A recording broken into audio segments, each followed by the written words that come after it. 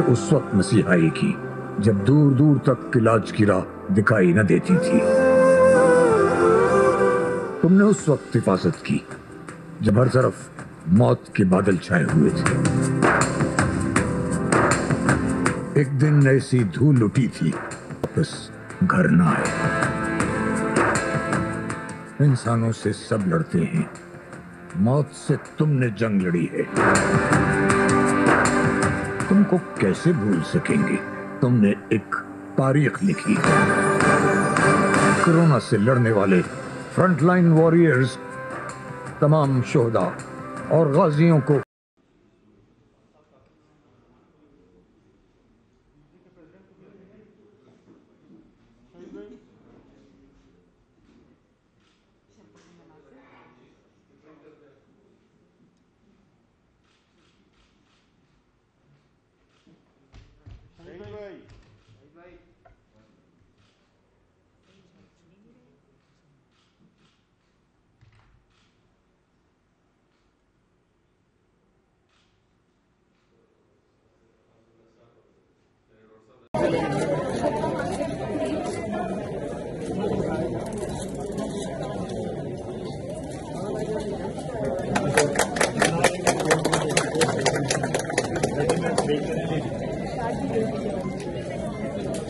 उसके बाद